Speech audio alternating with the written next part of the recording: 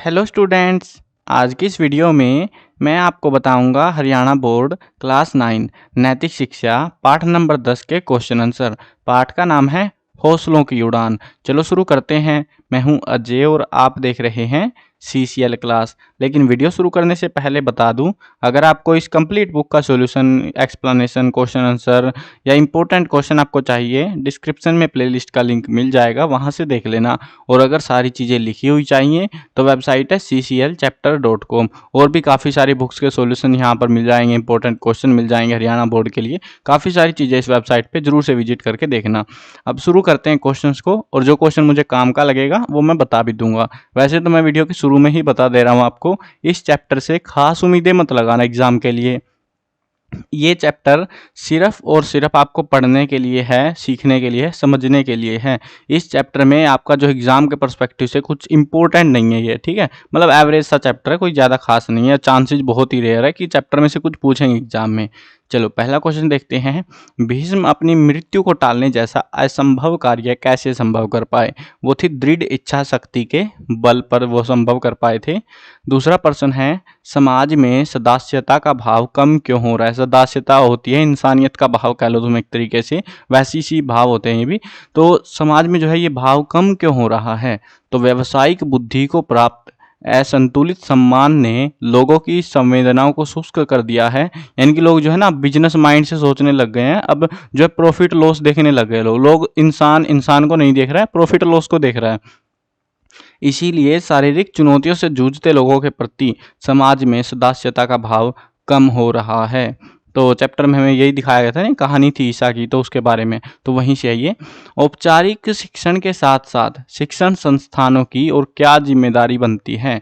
औपचारिक शिक्षण होता है हमारा, जैसे नॉर्मल पढ़ाई होती है, उसके साथ साथ क्या जिम्मेदारी है? तो उसके साथ साथ उनकी दो जिम्मेदारियां और होती है। एक है सुदृढ़ीकरण और एक है उनका सांस्कृतिक नेतृत्व। यानी कि उनको जो कह सकते हो कि कल्चरल जो डेवलपमेंट है, जो ह्यूमन डेवलपमेंट, बाकी चीज़ें। एक तो पढ़ाई होती है हमारी सिंपल सी, उसके अलावा जो हमारे इमोशंस है, जो हमें सीखना होता है, जो हमारे समाज में रहना है, उसके हिसाब से जो ज्ञान चाहिए वो भी जो है कहीं ना कहीं शिक्षण संस्थानों की जिम्मेदारी बनती है। यानी कि आपके अंदर जो व्यवहार है वो आपका अच्छा हो, तो वो जिम्मेदारी उनकी बनती है। अगला प्रश्न देखते हैं। स्कूल प्रबंधन ईरा को अपने स्कूल में प्रवेश देने में आनाकानी क्यों करता था? ईरा की शारीरिक दिक्कत की वजह से, यानी कि शरीर से वो खराब हो गई थी ना, शरीर खराब हो गया था, वो उसकी रीढ़ की हड्डी एस शेप में आ गई थी। अगला प्रश्न देखते हैं। किस प्रसंग से पता चलता है कि बचपन से ही ईरा के मन में असहाय और मुसीबत में पड़े लोगों के लिए सहानुभूति का भाव था? तो हमें ये बताना कौन सी वो पंक्तियां थी पाठ के अंदर। ईरा ने 8 वर्ष की आयु में उत्तरकाशी के भूकंप पीड़ितों के लिए अपने गुल्लक के 91 रुपये भिजवाए थे। उसकी इच्छा थी कि वह डॉक्टर बनकर असहाय लोगों की सेवा करे। और इसी प्रसंग से खास तौर पे देखो, ये दूसरी लाइन मैंने ऐड ऑन कर दी है क्योंकि 2 नंबर में आएगा क्वेश्चन आपका। बट यहाँ पे जो मेन लाइन है ना वो आपकी यही है कि उत्तरकाशी में जो रुपये भिजवाए थे ना, 91 रुपये थे उसके पास में। 8 साल की उम्र, जब बच्चे कुरकुरे 10 रुपये थे तुरतुरे खाते हैं, तो उसी टाइम पे जो है इसने 91 रुपये अपने भिजवा दिए थे, जितने इसने इकट्ठे करे थे।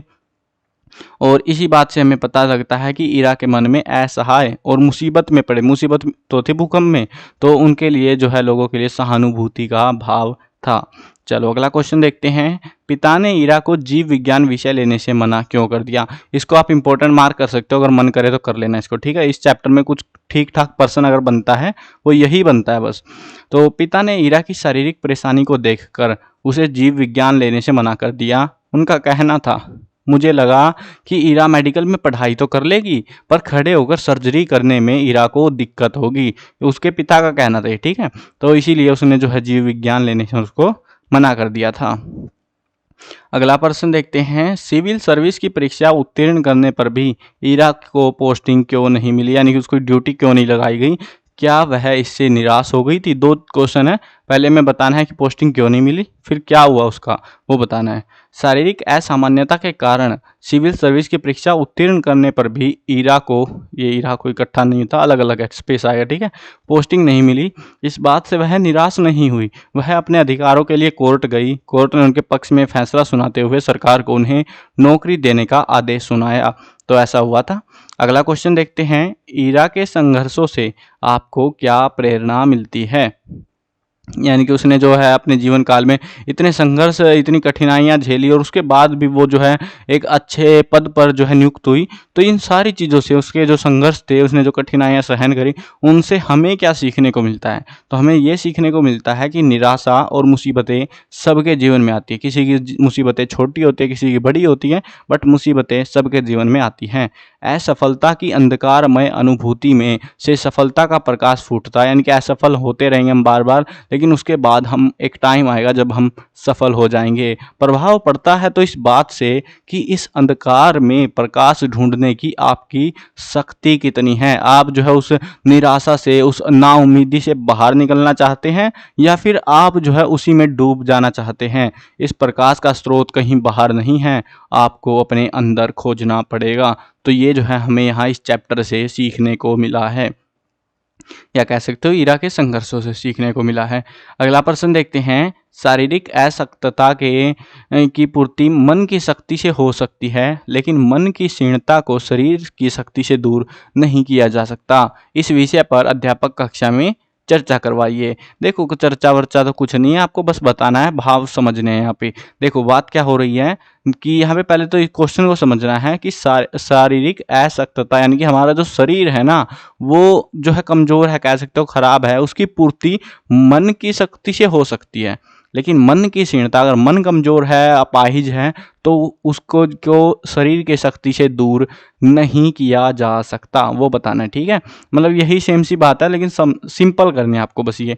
जब हमारा मन कमज़ोर हो जाता है तो हमारा कुछ भी करने का मन नहीं करता और हमारी इच्छा शक्ति खत्म हो जाती है। अब हमारी इच्छा शक्ति नहीं है तो भले ही शरीर भला चंगा है, लेकिन कुछ नहीं करेंगे, हमारा शरीर इसको ठीक नहीं कर सकता। लेकिन अगर हमारा शरीर खराब है और इच्छा शक्ति बहुत अधिक है तो हम उस कार्य को अवश्य पूरा कर लेंगे। तो यही जो है इन पंक्तियों के बारे में बताया गया यहाँ पे।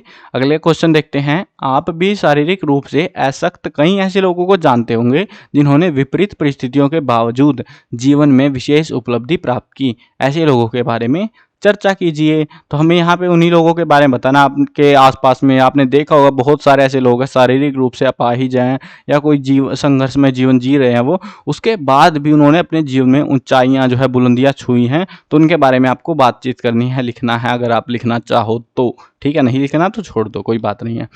अगला क्वेश्चन देखते हैं। निःशक्त शब्द के स्थान पर आप और किन बेहतर शब्दों का प्रयोग कर सकते हैं, जानो और लिखो। तो निःशक्त का मतलब होता है कमजोर, अपाहिज, दुर्बल। उसी के लिए जो हम ये शब्द इस्तेमाल करते हैं। इसकी जगह पे आप लिख सकते हो कमजोर, निर्बल, क्षीण, दुर्बल। ऐसे कई सारे शब्द है जो हम इसकी जगह पे इस्तेमाल कर सकते हैं। वो आपकी मर्जी है, करना हो तो करो, नहीं तो इसको भी छोड़ दो क्वेश्चन को। इंपॉर्टेंट क्वेश्चन इस चैप्टर से सिर्फ एक ही है, जिसके चांसेस भी बहुत कम है। जो मैंने बताया ना इंपॉर्टेंट क्वेश्चन आपको, उसके चांसेस भी बहुत ही कम है। बाकी क्वेश्चन तो कुछ उम्मीदें लगाना भी मत आप, ठीक है। ठीक ठाक चैप्टर है। जो चैप्टर इंपॉर्टेंट होगा ना, इंपॉर्टेंट क्वेश्चन के वीडियो में मैं डिटेल में सारी चीज़ें बताऊंगा कि ये चैप्टर हैं जो आपको इस बुक से याद करने हैं। वो उन्हीं में से आएंगे ज़्यादातर क्वेश्चन आपके, ठीक है। चलो मिलते हैं नई वीडियो में, बाय बाय।